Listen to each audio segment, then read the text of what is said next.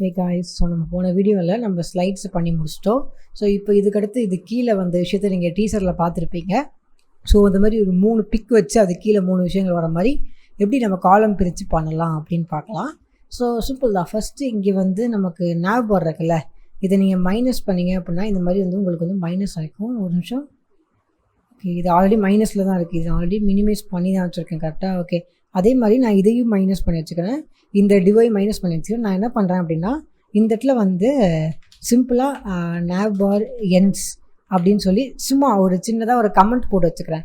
இதனால எனக்கு வந்து இந்த ஓகே இந்த இடத்துல வந்து நேவ் பார் முடியுது அப்படின்னு சொல்லி எனக்கு தெரியும் கரெக்டாக. ஸோ அதே மாதிரி தான் இங்கேயும் நான் ஸ்லைடர் என்ஸ் ஸோ இப்படி போட்டு வச்சுக்கிறேன். இப்போ இந்த ஸ்லைடரு கீழே நான் போடலாம். இப்போ நான் ஓப்பன் பண்ணேன் அப்படின்னா இது ஒரு ஸ்லைடர் கரெக்டாக. ஸோ இது நம்மளோட ஸ்லைடர், இதை மைனஸ் பண்ணி வச்சுக்கிறேன். ஸோ இப்போ நம்ம கோடு வந்து நமக்கு ஈஸியாக இருக்கும், இன்னும் கொஞ்சம் புரிகிற மாதிரியே இருக்கும். ஸோ இது வந்து இது உள்ளே இருக்கட்டும், கம்ப்ளீட் ஆகிறது இங்கே இருக்கட்டும். ஓகே. ஸோ இப்போது நெக்ஸ்ட்டு நம்ம என்ன பண்ணணும் அப்படின்னா இதுக்கு இப்போ வந்து ஒரு ஸ்லைடர் எண்ட் ஆகிடுச்சு. இப்போ நம்ம நெக்ஸ்ட்டு நம்ம அந்த நான் சொன்ன மாதிரி ஒரு 3 விஷயங்கள் வர மாதிரி பண்ணணும். ஸோ இதுக்கு நம்ம என்ன பண்ணலாம் அப்படின்னா நம்ம வந்து நம்மளோட கிரிட் சிஸ்டம் இருக்கும் இல்லையா. ஸோ இப்போ நம்ம கிரிட் சிஸ்டம் போனோம் அப்படின்னா இதில் வந்து எப்படி வந்து 3 விஷயங்களை எப்படி பிரிக்கலாம் அந்த மாதிரி இதில் இல்லாட்டியோ இதில் வந்து ஒரு பேசிக்கான விஷயம் இருக்கும். அதாவது வந்து நம்ம மேலே பார்த்த மாதிரி ஸோ இந்த மாதிரி விஷயங்கள் இருக்கும். இன்னும் போனோம் அப்படின்னா நான் உங்களுக்கு எக்ஸாம்பிள் காட்டினது வந்து இதெல்லாம் இல்லை. ஸோ இந்த மாதிரி வந்து ஒரு பேஜை வந்து 12ஆக பிரிச்சுட்டு அதை ஒரு இதுக்கு வந்து 8, ஒரு இதுக்கு 4 அந்த மாதிரி நம்ம பண்ணோம், ஞாபகம் இருக்கா? ஸோ இப்போ நம்ம அது கிட்டத்தட்ட அதே மாதிரி ஒரு விஷயத்த பண்ணுவோம். ஃபஸ்ட்டு நான் வந்து ஒரு div டாட் கண்டெய்னரை ஸ்டார்ட் பண்ணிக்கிறேன். பிகாஸ் நான் கொஞ்சம் இதுக்கு வந்து கொஞ்சம் பேடிங் வேணும் அப்படின்னு நினைக்கிறேன், அதனால தான் நான் இப்படி பண்ணுறேன். ஓகேவா? நெக்ஸ்ட்டு வந்து முதல்ல வந்து ஒரு div dot row. So row create பண்ணோம். ரோ உள்ளே தான் நம்ம இது எல்லாத்தையும் போட முடியும். ரோ இல்லை அப்படின்னா நம்மளால் போட முடியாது. ஓகேவா? ஸோ ஒரே ஒரு ரோ.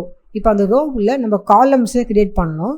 இப்போ நம்ம காலமில் வந்து நம்ம என்ன முன்னாடி க்ரியேட் பண்ணோம் அப்படின்னா div டாட் col -sm -4 அப்படின்னு சொல்லிட்டு ஒரு காலம் பண்ணோம், ஞாபகம் இருக்கா? அந்த 4 வந்து நம்ம 3 வாட்டி போட்டோம் அப்படின்னா நமக்கு 3 காலம்ஸ் வந்துச்சு. இப்போ நான் எஸ்எம்முக்கு பதிலாக எல்ஜின்னு போடுறேன். இது காலம் சைஸ் வந்து கொஞ்சம் பெருசாக வைக்கும், அவ்வளோதான் டிஃப்ரென்ஸ், வேறு எதுவுமே இல்லை. இப்படி போட்டு நான் இன்ட்டு 3 அப்படின்னு கொடுத்து என்டர் அடிச்சேன்னா எனக்கு வந்து 3 விஷயங்கள் வரும். ஸோ ஒரே டைமில் எனக்கு 3 வரும். ஸோ இப்போ என்ன நடந்திருக்கு அப்படின்னா இப்போ வந்து இந்த ஒரு ரோ வந்து 12ஆக பிரிஞ்சிருக்கு கரெக்டாக. இந்த ரோ வந்து அந்த ஒரு ரோ வந்து 12ஆக பிரிஞ்சிருக்கு. அது உள்ள வந்து நமக்கு இதுக்கு 4 இதுக்கு 4 அப்படின்னு சொல்லி நம்ம ஸ்பேஸ் கொடுத்துருக்கோம் கரெக்டாக. ஸோ இப்போ இந்த இடத்துல வந்து இதுக்கு 4 இருக்கும். நம்ம இந்த இடத்துல போய் என்ன பண்ணலாம் அப்படின்னா ஒரு இமேஜ் நம்ம போடலாம்.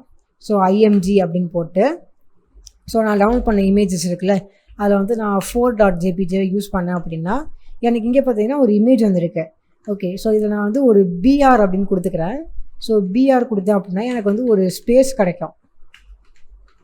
இந்த மாதிரி ஜஸ்ட் ஒரு ஸ்பேஸுக்காக தான் இதை கொடுக்குறேன் பிஆர். இப்போது ஓகே, ஸோ இந்த மாதிரி இருக்குது. இப்போது இந்த இமேஜோட சைஸை வந்து நான் சின்னது பண்ணணும்னு நினைக்கிறேன். இவ்வளோ பெருசு நமக்கு நான் என்னோடய இமேஜோட சைஸ் ஒரிஜினல் சைஸ் இது தான். நான் இதை கொஞ்சம் சின்னது பண்ண நினைக்கிறேன். அதாவது வந்து வித்து வந்து ஒரு 140, அதே மாதிரி ஹைட்டு வந்து ஒரு 140. இதை நீங்கள் வந்து ஸ்டைல்லையும் கொடுக்கலாம், 140 பிக்சல்னு சொல்லிட்டு ஸ்டைலில் கொடுக்கலாம். பட் நான் இங்கேயே கொடுத்துக்கிறேன். இப்போ பார்த்தீங்கன்னா இமேஜ் வந்து சின்னதாகிடுச்சு. ஓகேவா? ஸோ இப்போ இதை வந்து ரவுண்ட் ஆக்கலாம். எப்படின்னா ஒரு கிளாஸ் யூஸ் பண்ணலாம். அந்த கிளாஸுக்கு நேம் என்ன பார்த்தீங்கன்னா ரவுண்டட்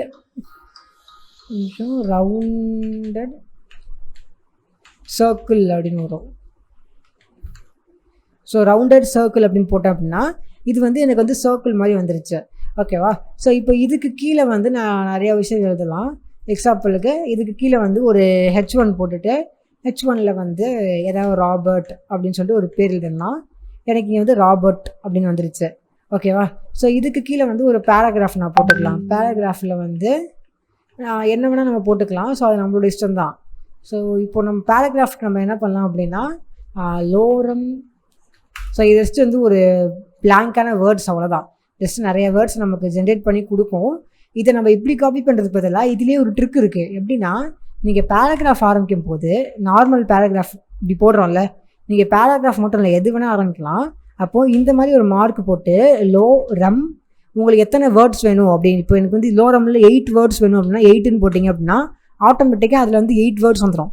இப்போ இதே நான் H1ல் கூட பண்ணலாம். H1 இப்படி ஒன்று போட்டு லோரம் இப்போ நான் 20 அப்படின்னு போட்டோம்னா 20 வேர்ட்ஸ் வரும் பார்த்தீங்கன்னா. ஸோ ஜஸ்ட்டு இது லோரம்ங்கிறது உங்கள் எல்லாருக்குமே தெரியும் கரெக்டாக. ஸோ அது ஜஸ்ட்டு வந்து அது ஒன்றுமே இல்லை, ஜஸ்ட் ஒரு பிளாங்கான வேர்ட்ஸ் தான். அது ஏதாச்சும் சும்மா இருக்கும். இந்த மாதிரி வந்து என்னன்னே புரியாத மீனிங்கில் என்னென்னமோ கொடுத்துருப்பாங்க, அது நமக்கு புரியவே புரியாது. ஓகே, ஸோ இப்போ 8 வேர்ட்ஸ் நமக்கு பத்தாது. ஸோ நான் என்ன பண்ணுறேன்னா ஒரு பி லோரம் ஒரு 15 வேர்ட்ஸ் வச்சுக்கிறேன். 15 வேர்ட்ஸ்னால் கொஞ்சம் பெருசாக இருக்கும்.